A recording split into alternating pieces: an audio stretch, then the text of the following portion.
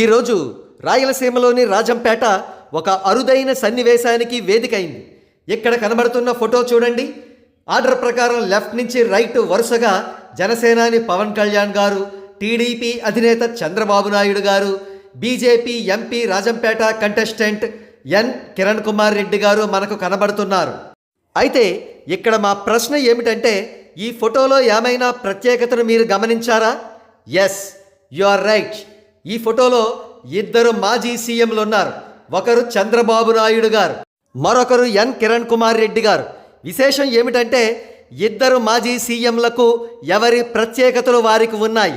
చంద్రబాబు నాయుడు గారు అత్యధిక కాలం ఆంధ్రప్రదేశ్కు సీఎంగా పనిచేసిన కీర్తి ప్రతిష్టలను దక్కించుకున్నారు.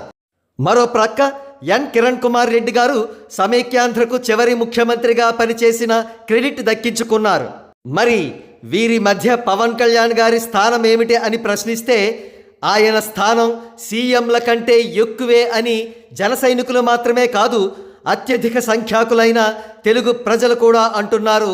దానికి వారు సహేతుకమైన కారణాలు కూడా చూపిస్తున్నారు. The first and the foremost, భారతదేశంలోనే ఏ హీరోకి లేనంత, ఏ పొలిటీషియన్కి లేనంత అతి ఎక్కువ మంది డై హార్డ్ ఫ్యాన్స్ను కలిగినటువంటి ఏకైక పర్సనాలిటీ పవన్ కళ్యాణ్ గారు మాత్రమే. ఇక నంబర్ 2, మోరల్ వాల్యూస్కు సంబంధించినది. ఆంధ్రప్రదేశ్ రాష్ట్ర రాజకీయాల చరిత్రలో గతంలో ఏ ముఖ్యమంత్రి కూడా జేబులోంచి ఒక్క పైసా కూడా తీసి ప్రజల కోసం ఖర్చు పెట్టలేదు.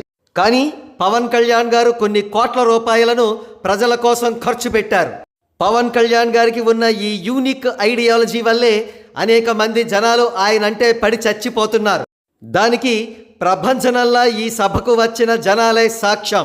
కాగా కోస్తా జిల్లాలలో జరిగిన సభలకు మించి ప్రజలు రాయలసీమలోని రాజంపేటకు ఈరోజు రావడం జరిగింది.